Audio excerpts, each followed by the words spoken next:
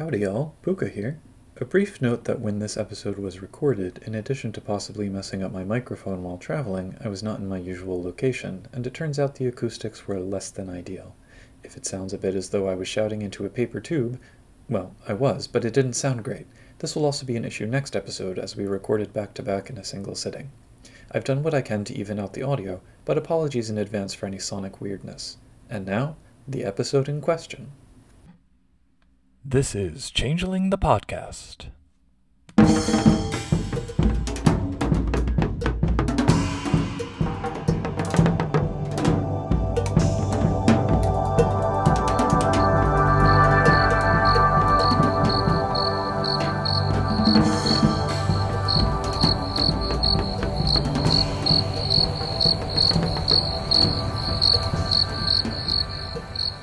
Welcome to Changeling the Podcast. Come for the glamour, stay for the vibes. I'm your host, Josh, and with us is your other host, Puka.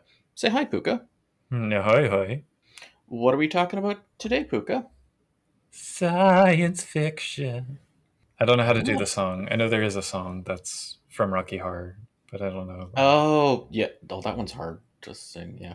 Yeah. But yeah, we're talking about sci-fi from a changeling perspective. So Yeah. that's pretty cool. Mm-hmm. You know, even though, I guess if you had to pick a genre, fantasy or urban fantasy, or I always get confused between certain types of horror and urban fantasy, but anyway, that's another story. But,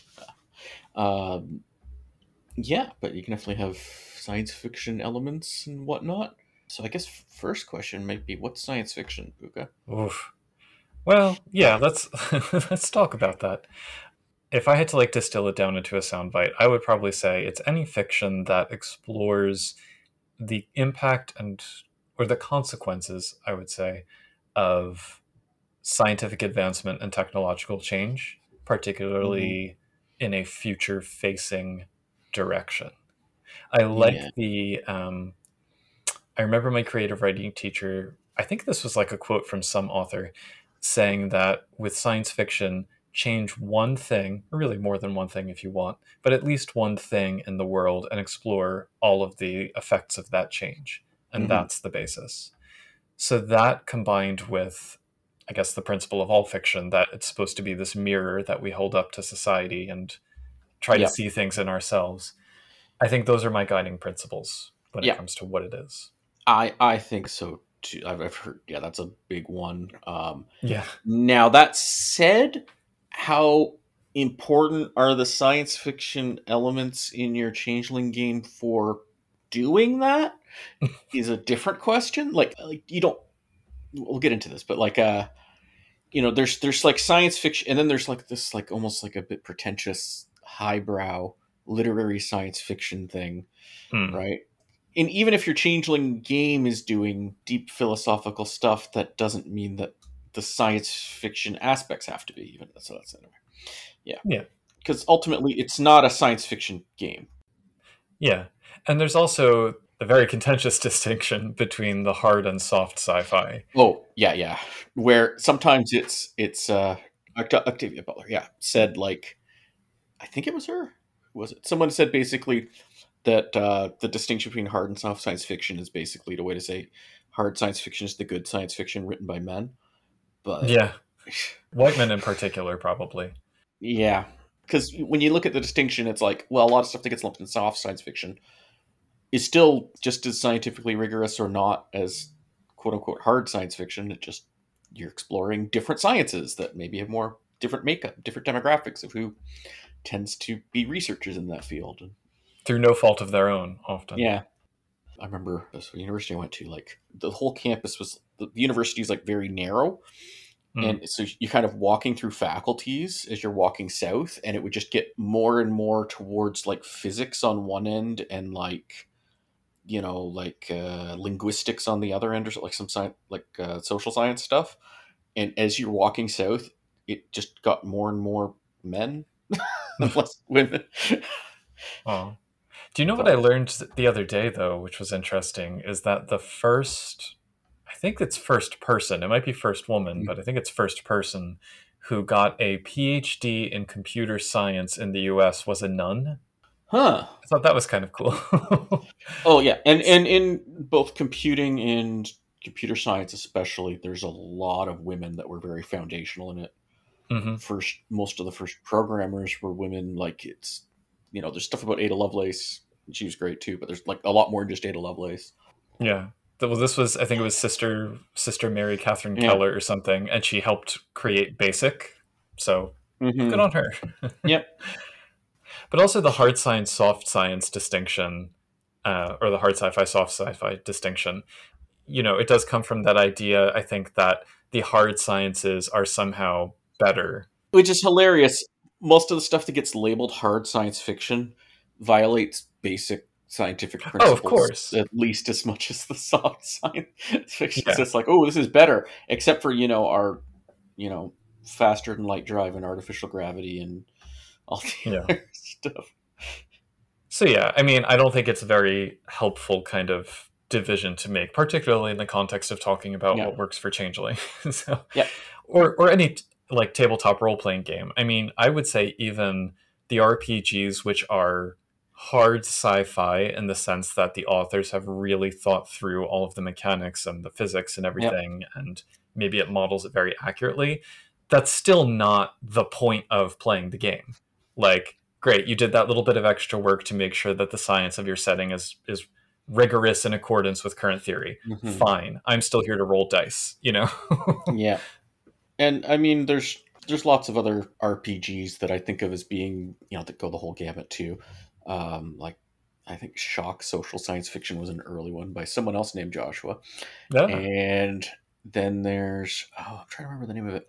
By a friend of mine, actually, Jason Petrie, did Post-Human Pathways, which is a GM-less 3-player transhumanist RPG that explicitly follows that whole what you're saying about like change one thing. So it's like each player changes one thing and stuff. Anyway, so there's these, yeah.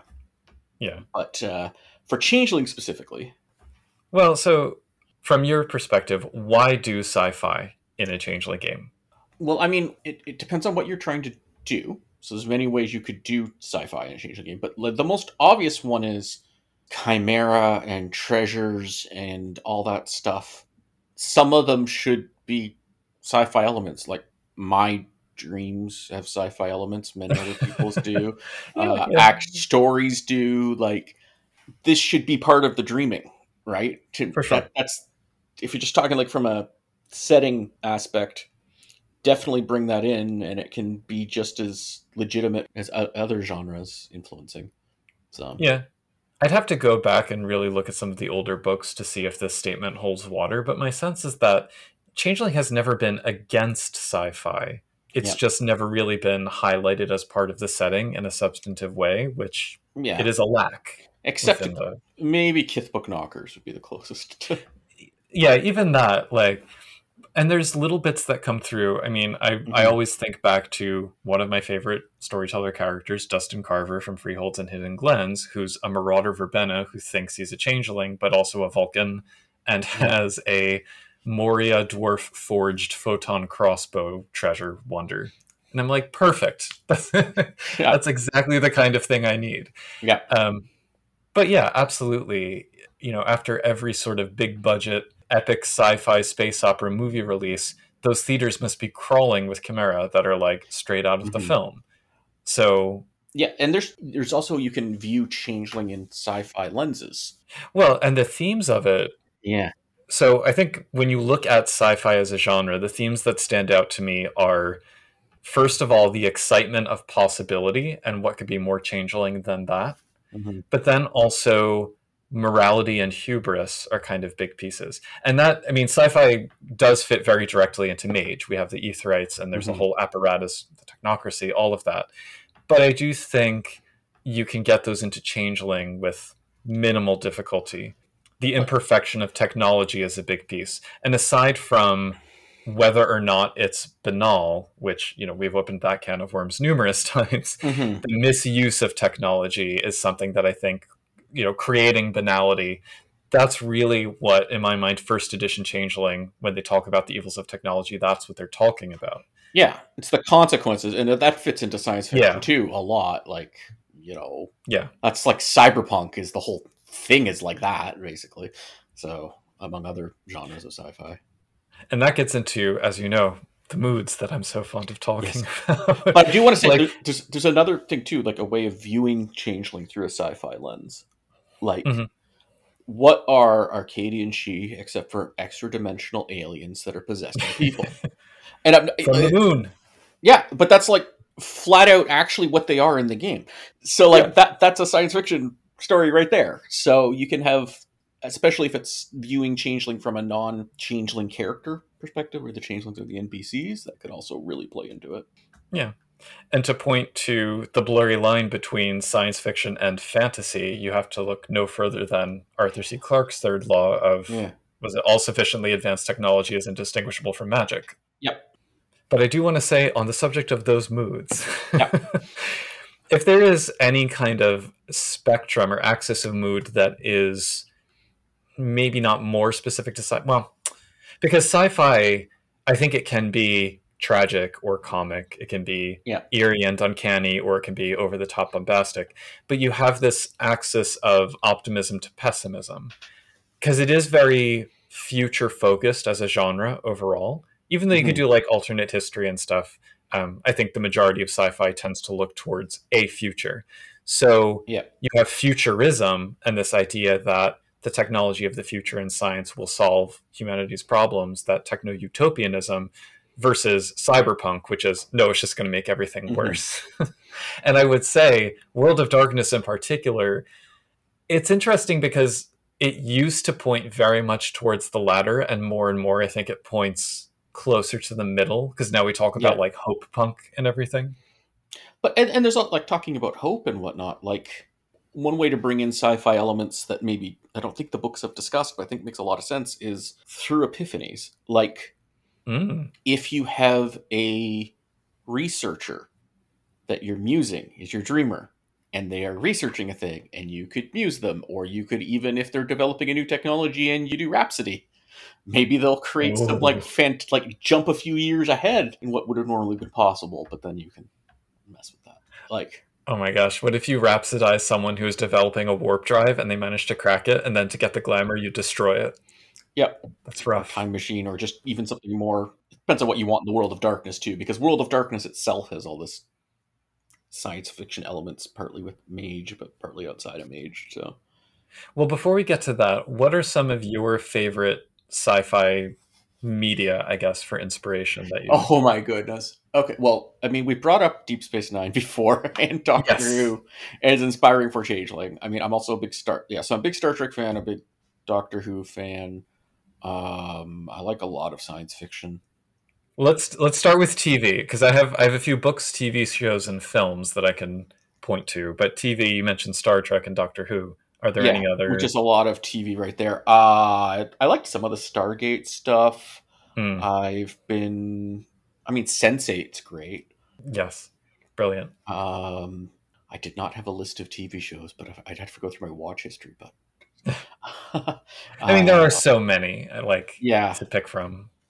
The one that I keep coming back to is Altered Carbon, because I've read the first book, but I never watched that. I haven't read the books, but the first season of the TV show, the second season I wasn't as into, but the first season, because it very much, like, every episode presents some kind of consequence of the key technological change. But the central conceit is that it's set in the far future, where everybody has these little discs implanted in their brainstem, and it records all of their life history. If your body dies, you can have your disc uploaded into a new body, whether it's a corpse or a lab grown or whatever. So shades of the Shen are coming through from that. But the way in which the show is kind of like art directed and set designed, it's this very like grimy fever dream kind of, it's set in San Francisco in like 500 years in the future. There's like a noble commoner dichotomy, because you have the ultra rich who are just reincarnating from lifetime to lifetime, like living in the literal clouds, and then just all these people packed into like the maze of the city. There's sentient holograms that are kind of like chimera. So just all these aspects that make it feel kind of like a dark glamour dystopia to me. So that's one that I was thinking about, but also Star Trek and Stargate and the rest.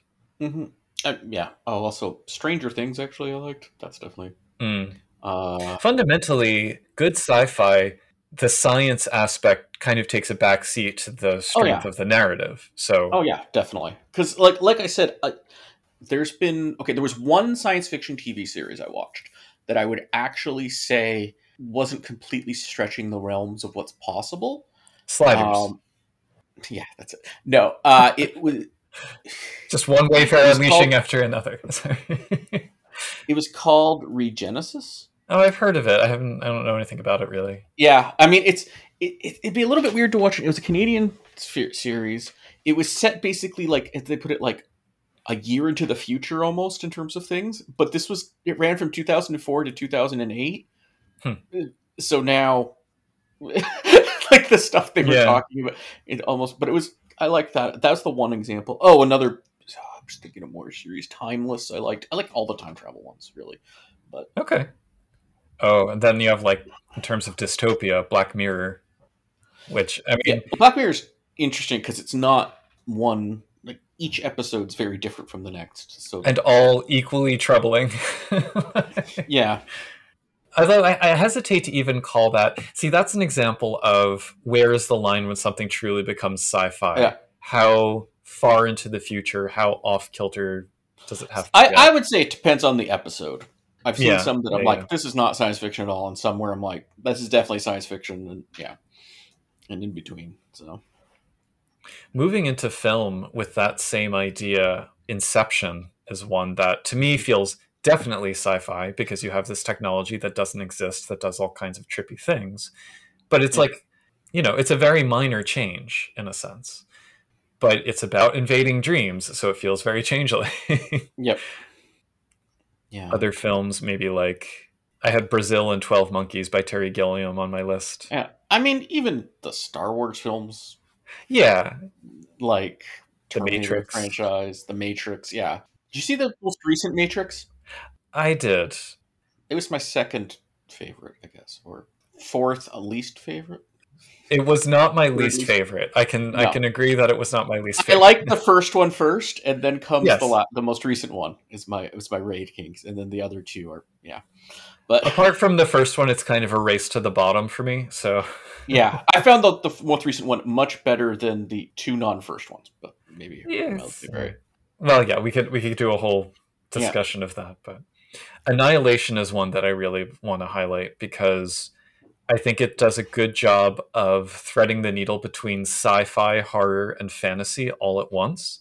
hmm And I don't want to spoil it, but the themes of it I think align very well with Changeling. Probably even better for a Changeling the Lost game, but I think it still works for Dreaming. yeah. Well, you almost can't call science fiction a genre because when you're saying this is a science fiction story, you then have to ask like, what other genres could you fit with it? Yeah. I mean, if you're thinking like the first Predator movie, that's a action film that suddenly becomes horror, but is also science fiction. Like Yeah, yeah. there's so many things where you're like, this is science fiction plus these other things. Maybe So an aesthetic more than a genre or yeah, something. But then what is a genre? yeah. There's also like kids sci-fi. You have like Iron Giant or I didn't see Big Hero 6, but I understand Big Hero 6 is Oh, that like was very good. That also gets into like the whole superhero.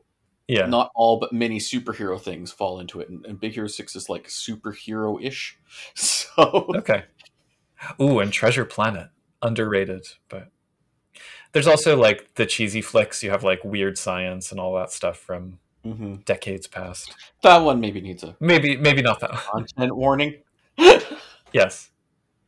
Finding the dividing line with Mage on a lot of these can be tough as well. I mean, you Yep. could easily do a crossover game, but a lot of these would work equally well for Mage. Well, in the world of darkness in general, Changeling and Mage both touch on the like weird aspects of things. Like they even have the what's the term for it? It's like they say undone in C20, which means something new, but like an Hmm. undone ufologist. Changeling is like one of the example NPCs in the core book. Oh, yeah, yeah. How about books?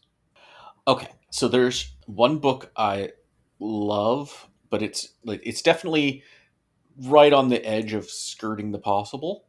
Hmm. I think it's called Shield's Ladder by Gregory Egan, I don't know it. and I love that book. you don't have to understand math or physics or whatnot, but if you do, you don't have to turn off your brain to read it. And it's just, but it's also like, it's not just about the science. Like, it's definitely like a personal story about somebody. Another one, Down and Out in the Magic Kingdom Oh, by yeah.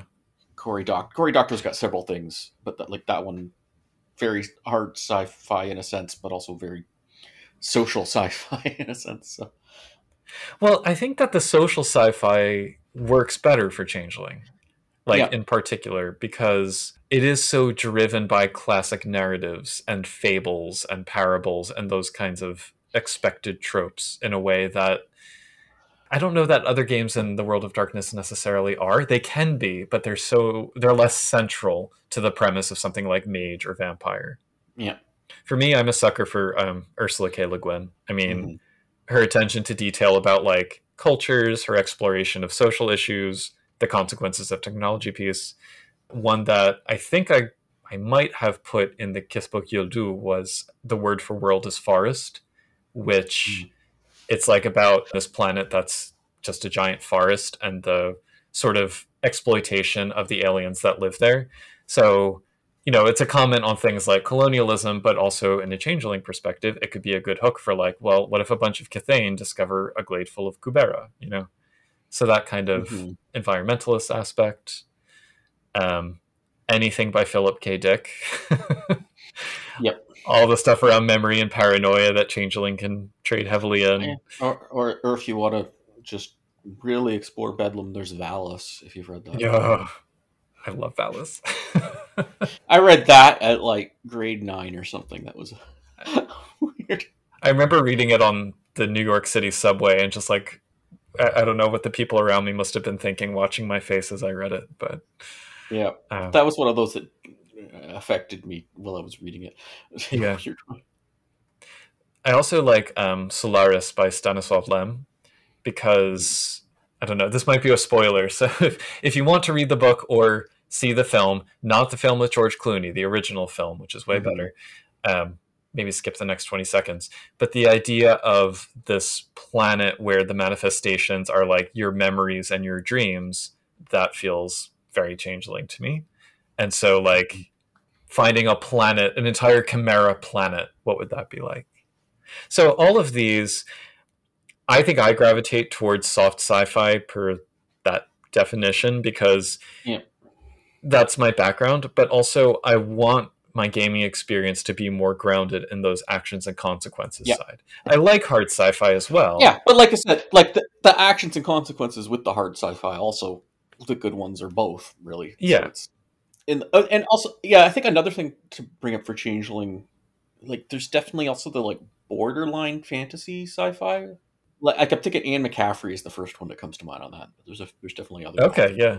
Where you're like, is this a fantasy novel? Is this a science fiction story? Like with Kern and stuff, and or even the ones that kind of straddle the line between sci-fi and... Because I think when people talk about sci-fi, they often treat it as though it does not tap into these kind of like big narratives that you see in classic literature. But then if you look at something like Dune, I mean, it's solid sci-fi, and at the same time, it's solid classic. I think it probably fits the monomyth almost to a T. Like Dune in some ways feels more like those real like Wheel of Time or like the big epic multi-novel fantasy exactly.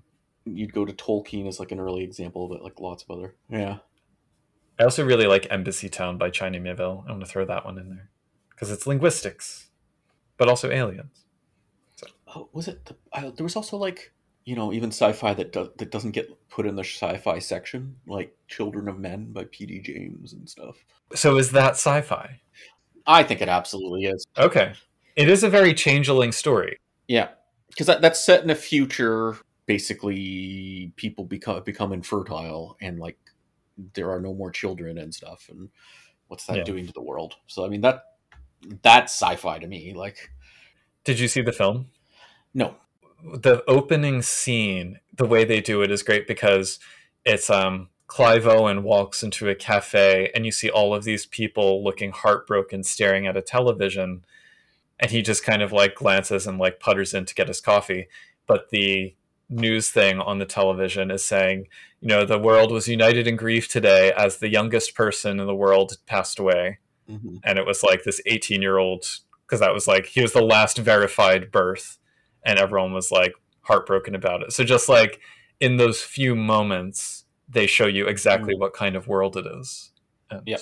Well, that's good. Maybe I'll give it a shot then. Yeah, it's rough though. Anyway, bringing it back to Changeling though. So what are some ways that you think we can explore sci-fi as it already exists within Changeling? Like you mentioned Kithbook Knockers, and that's maybe the most obvious entry point, and maybe the hardest sci-fi option, because you can go wild with like the knocker physics and item construction and all that kind of stuff. Yeah. I mean, there's also Chronos Unleashings. Yeah. I mean, yeah, it's not just knockers. I mean, there's House Dougal's got a lot of stuff in there too. See, though, House Dougal I don't think of as being sci-fi enough. I think that they're sort of like traditional smiths more than mad inventors. I mean, Warren Concordia did have them making like war machines, so yeah, but they were probably less exciting. Yeah, goblins for sure. Oh yeah, well, yes, that's just yeah. Have you ever done like a build montage or something in a game? No, I've done a one point like the player characters coming across rejects from this like well-established knocker smith who was creating all sorts of stuff, and it's like, here's like the items that just didn't work right, but they got to keep them for free. Nice. Like these weren't really sci-fi though, but there was one of them was like a sword, like a whip sword that could cut through anything, but it was like floppy and kind of hard to use and stuff. So that one actually was a bit inspired by Ringworld, actually. Okay. Your use of whip sword just reminded me of Saga, which we talked about in the graphic novels episode, but in terms of sci-fi inspiration, Saga's a really good one for Changeling. And again, crosses that sci-fi fantasy line. But yeah, I would like to see more.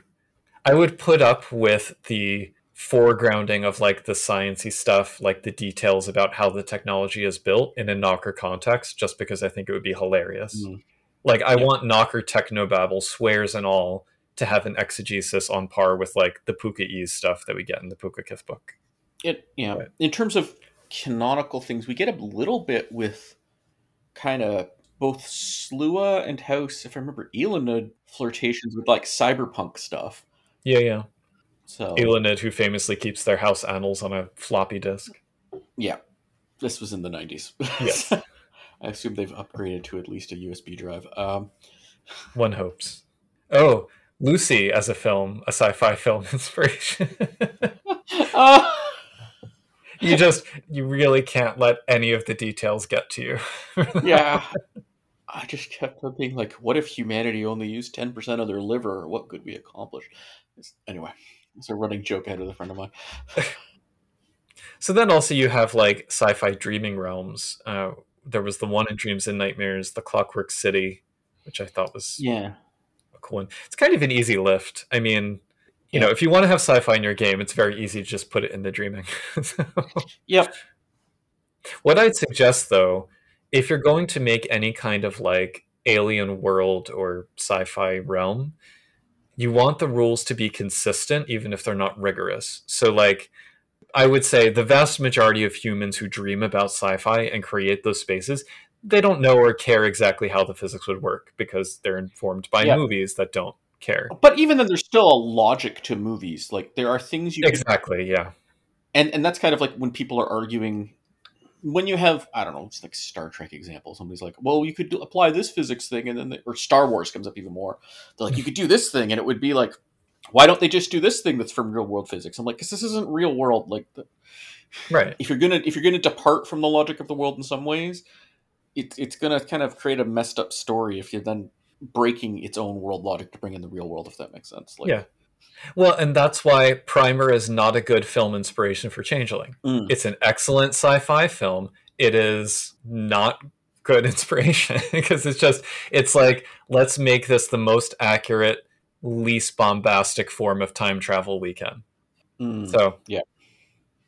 but also for the purposes of just running a game, you need to have some kind of consistent rules for things like what's the gravity doing? How does breathing work? What are the oceans made of? Describe the moons. And it could be a fun world building exercise to just kind of... Yeah, the players have to picture their characters in there and be able to describe them moving around in the world. Yeah. You need that level of logical consistency for sure. Do you ever regret that astronomy ruined like the idea that there might be people on Neptune or whatever?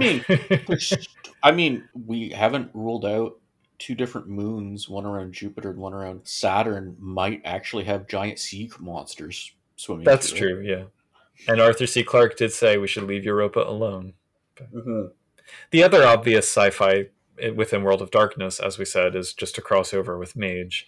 Yep. From the Changeling perspective, the Aetheryte technocrat dichotomy, I mean, that's like one of the starkest glamour versus banality dichotomies that there is among the prodigals. Yep. And Mage is also full of all these science fiction stuff that's not really mages. It's just things mages encounter. Yeah. Like the Zig Rogler and the Star Children and the... Like, there's... You can bring this into Changeling, too. There's no reason it has to be for Mage. The Cod One. Yeah, all that stuff can be... And you can just introduce, maybe there was a UFO crash.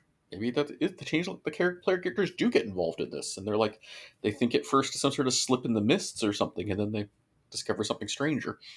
Yeah. Actually, that's a lot of things. You could have strange thing happens, Changelings think it's like a purely dreaming incursion, mist slippage, something like that, and then they go, wait, no, it's something weirder than that. This is something tangible. Yeah, but it's also the kind of thing maybe Changelings would investigate because they get involved in, depending on the characters. Even the humans are noticing. Yeah. Yep. One other thing, just going back to treasures in terms of leveraging the systems that already exist within the game, sci-fi inspirations. We've talked before about the change they made in C20 where treasures are now just kind of vehicles for cantrips. And I think this is an example of why that doesn't work. Because I think with sci-fi design, you really need to decide what you want the object to do first and then figure out how you're going to do it. And often, I think that the kind of tropes that you see, like, how would you do a laser blaster with a cantrip or a communicator? Yeah. There's probably a way. Laser blaster I could do, but communicator is hard to... Yeah. Yeah, like my first Changeling character had like this treasure that was like a... somewhere between a treasure and a chimera, but it had like a holographic display and it could like break it. It was like a computer system that could like, it was almost like a tricorder-ish, but it was mostly computer stuff. That was... Yeah. Or like a lightsaber. A lightsaber does too much stuff to really fit into one cantrip. Things like that. Yeah, the way to go with that is more, and it's sort of, even within C20, it's kind of waffled a bit. But I think the way to approach treasures in that way is when you're trying to figure out the level. Yeah. Well, okay, is it a 1 point or a 5 point, or is it like if it does not just should a cantrip do this thematically for what cantrips do, but like power wise or whatever? Like, oh, this is beyond a level 5, then it's a legendary treasure, and it's like, oh, this is kind of like a level 3 cantrip. Oh, there you go, it's a level 3 treasure. Like that's, and if you find a cantrip that happens to do what you're doing, there you go. That's the level, but. Yeah, it makes it easy to figure out the level, but I don't think it's like a guiding principle, not a, this is all it does is just stick a cantrip in your item. I don't like that. Yeah, it doesn't work for these purposes, I think. Particularly because the more sci-fi your game gets, the more of them you're probably going to need. Yeah. So that also gets into the whole, like, sometimes though I do get, when is a chimerical item versus treasure can get a little bit. Yeah, that's true. Yeah. Like mechanically there's a difference, but it's still thematically, which is this item better, can get tricky. Yeah. And overall, I want to emphasize how thoroughly unbanal all of this is. I mean, sci-fi is glamour with a bit of science mixed in, not the glamour of scientific discovery, which can still be potent, but I'd say fundamentally to fewer people, because sci-fi is about those stories and themes first. Yeah. It's not just science fiction not being just describing science as with fiction about science. Like, I think some of the most banal stories are the fiction about writing fiction. it's like, okay, any profession, if you go too deep into it, has the risk of being like, okay, this is actually just, you're just watching somebody do their job. You're not like actually, you Yeah. need more to it to have an interesting story. So what about the Changeling setting as a whole, if you were going to sci-fi it up a bit? You mentioned she as aliens. Yeah. Like, so that was actually the Lost game that I was in for a while. That was the theme. It was set in the far future, and the Gentry had been invaders from another dimension who there had been a big war against them. They left a lot of warped people in their wake, which were the Changelings. Yep. Mine was a former plasma conduit in one of their ships. So to bring it into classic World of Darkness, it's almost like you have to take the Void Engineer perspective. Like you were saying, the Fae are these psychomorphic entities that possess people. And then if you have the commoners being like, well, we're not, but that creates an interesting diversion. Like, let's get these guys off our case by sticking them on the nobles. So that's an option. I was trying to remember this. Actually, that reminds me of a lot of an RPG I actually played that was, it was like post-apocalyptic, but it was basically like something like the Hedge had intruded into reality. Ooh. And it was set in Montreal, and it was made by Montrealers, and I played it at a convention. I just can't remember it right now, but anyway. Sounds good. Yep. You also brought up time travel, and Yeah. we've seen World of Future Darkness before. I think that actually came out in White Wolf magazine before Changeling was even released, because it is a very vampire-focused thing, crossover. But it raises questions. How would changelings deal with cybernetics, for example? Like proper cybernetics, not just chimerical ones. Food for Well, I thought. mean, there's a bit of that already. Like we have, technically, I'm a cyborg, but Yeah, but like the classic sci-fi, like yeah. extendo arms or whatever. Mm-hmm. I can't believe I'm going to bring this in, but if we look at Shadowrun, for example, Yeah. you can have cybernetic elves and just see how they handle it there. Yeah. I would keep out that weird, like, I wouldn't say it like strips your glamour or gives you banality or something. Because doesn't that do that? Like strips your magic? Yes. Well, and I think that that's common in a lot of games where cybernetics is. So like in Trinity, for example, I think you can only have so much psychic potential and cybernetics. Yeah. And I think it's done more out of a desire for game balance rather than anything else. Yeah. So while I don't want to necessarily say glamour and banality would be impacted, I feel like I think like if you want useful things, you'd spend points on it and maybe look at Mage's technocracy stuff. Yeah. A lot of the Mage technocracy stuff, like the stuff that Mage did for the technocracy, like for instance in my first, if you were to pick one book for it, I'd say probably Guide the Technocracy is the best one for this, but there's other ones too. There's also Strike Force Zero from Demon Hunter X, right? And there's a few other things like this where it's systems for cybernetics. It's in the modern day, you could argue, is this magic or not, right? But you're paying points for things just like you would pay points for other things, like with it's basically backgrounds and whatnot in a system for, do you can your arm turn into a plasma cannon, right? Or whatever, or your eye can see in multiple spectrums. Well, they're treasures by any other function. Yeah, but maybe they wouldn't quite be this, like they wouldn't enchant people and they wouldn't count as Fae 5, but they could be Prop 5. It makes me wonder if there should just be a general cap on treasures, which feels a little ridiculous, but... What do you mean? Like if we said cybernetics were a kind of treasure, but then wanted to limit the amount of cybernetics a given changeling could have. Nah, I think if you just want to put the points into it, it's fine. All right. Put in the background points. But you could have cybernetic treasures and you could have cybernetics that aren't treasures. If you're especially, you shouldn't have to spend background points for your like pacemaker or no whatever, or your cochlear implant. But like, no. you can. But if it's doing something, if it's science fiction-y and all, like not just replacing a part that most people have, but instead it's like doing this superhuman thing, then give it. You do something kind of like the treasure background, but just have a cybernetics background or a cool. But there's also cool gadgets you could have, and maybe everybody gets them. Just buy them with resources, or maybe it's like oh, this is a special research technology. It's like a modern day game, but you get like a plasma rifle there. I keep on bringing up plasma rifles. I don't know why, but Yeah. Another inspiration. Oh, two other inspirations. One that I had thought of before we recorded and then forgot to put in my notes is Batman Beyond, because there's a lot of really cool, oh yeah, technology stuff. But also genetics kind of factors into that a little bit. And there's one episode of Batman Beyond where the villain is Chimera, and it's in the genetic Chimera sense, but like that idea of gene splicing as something that society regularly is taking advantage of. So that's one inspiration. And then video game wise, I absolutely think you could do Portal like as a solo one shot with a Wayfair gun treasure. Like totally works. Yep. No, that would be more than Wayfair 3, I think. Probably, yeah. But that's an example of Yeah. a treasure where it doesn't exactly correspond to the cantrip, but you can make it But work. it's definitely Wayfair, yeah. Yeah. Other stuff, I mean, like the digital web aspect, especially since the digital web was first created for Mage, obviously that's expanded dramatically. So like, what's the line between chimerical and digital? Something to explore. Yep.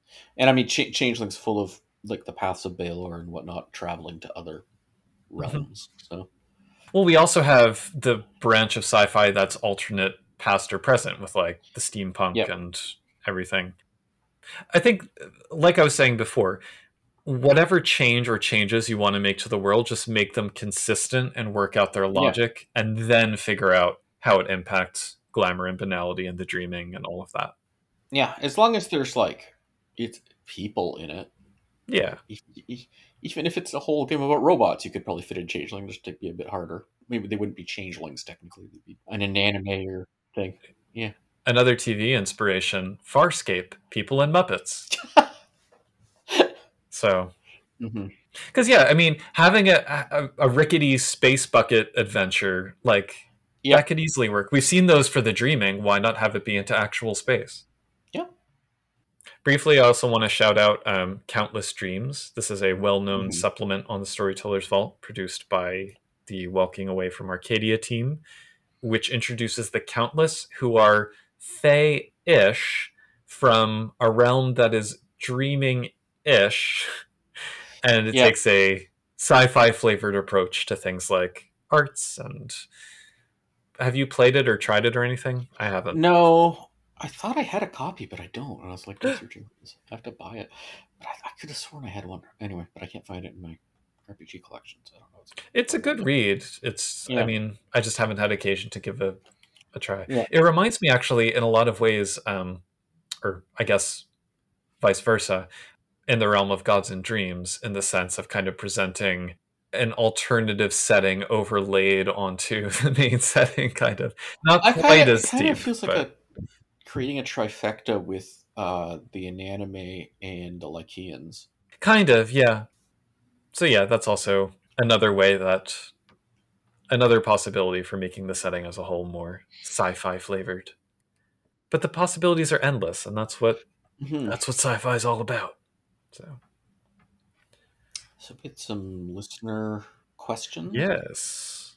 Vanek asks, do you think that cloning of changelings, their human bodies alone, maybe of Chimera, could be a fun plot point in a chronicle? I think so. I mean, it depends on what you mean by cloning.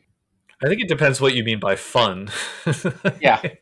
But like, are you taking like the altered carbon approach to changelings versus like Dolly the sheep or actual?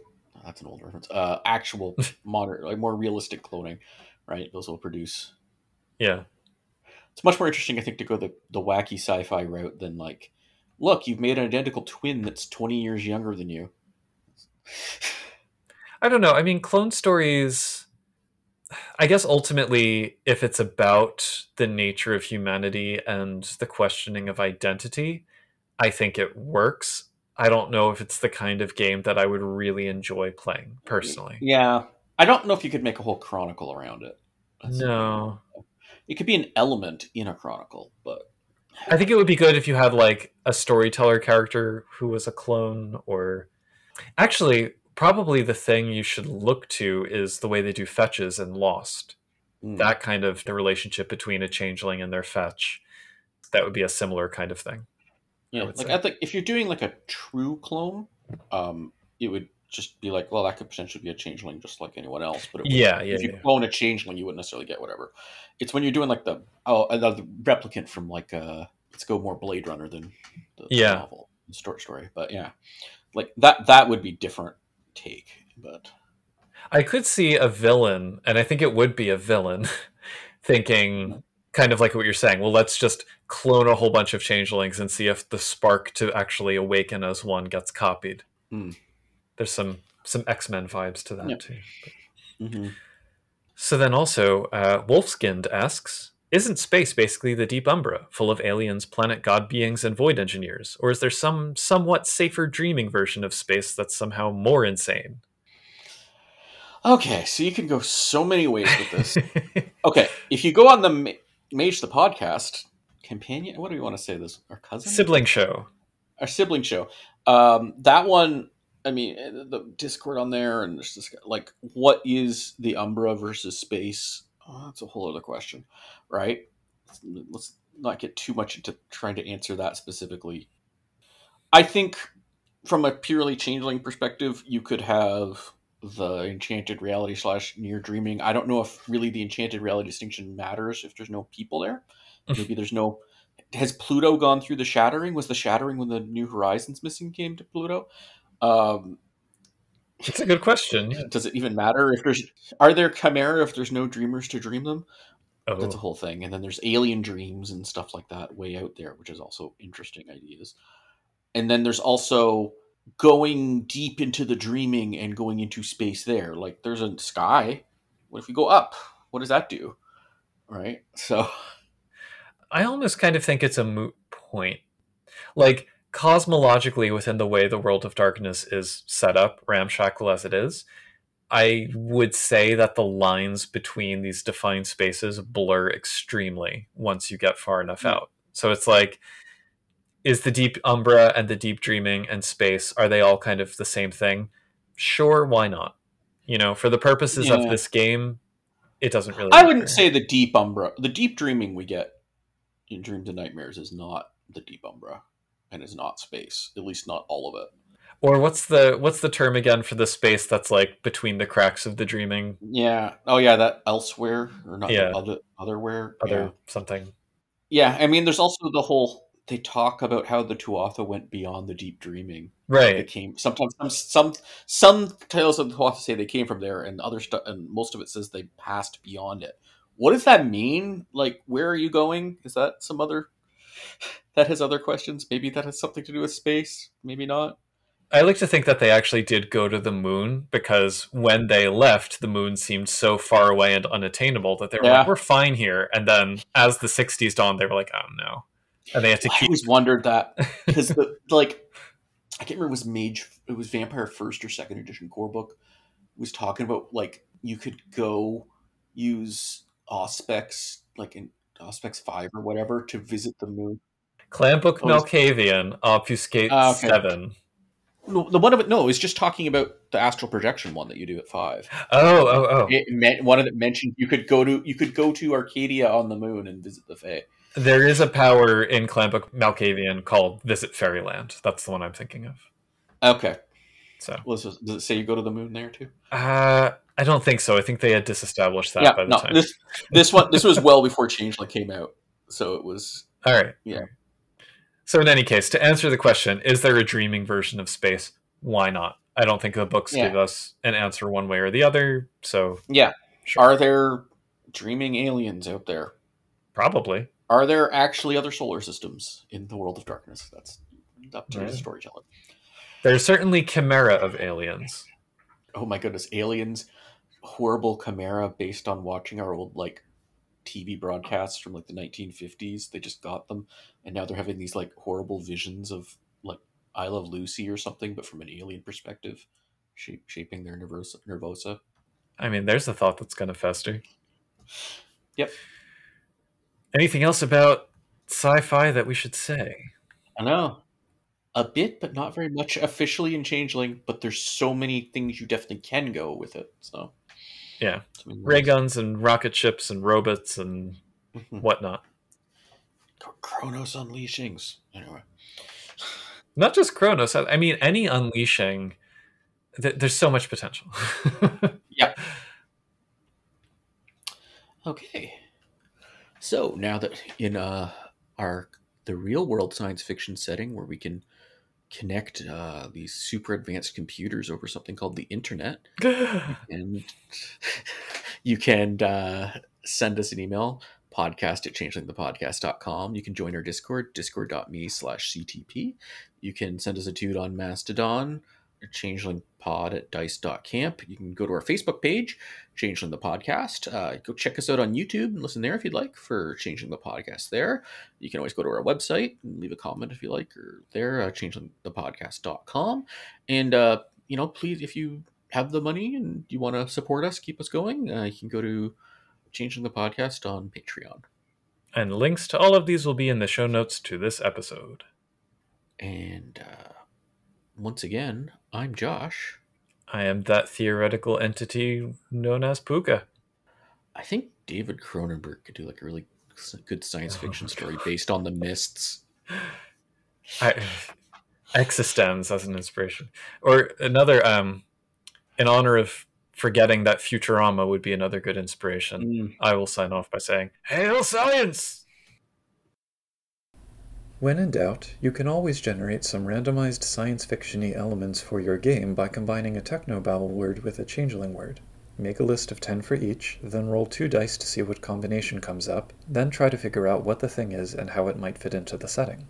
If you've got an unseelie quantum Volpertinger with hyperspatial metamorphosis deploying their multiphasic Nognitze against subspace Tontaine invading the tachyonic Middlemarch, then it sounds like you've got something on your hands. Not necessarily anything coherent or useful, but certainly something. This principle of poking the imagination and seeing what tumbles out is where knockers get 60% of their raw materials for construction, so why not follow suit? And while we're on the verb to follow, please consider keeping an eye on our own goings-on at the various channels listed in the show notes, such as our Discord, where the wonder of modern technology permits comments, questions, and conversations about this and other episodes.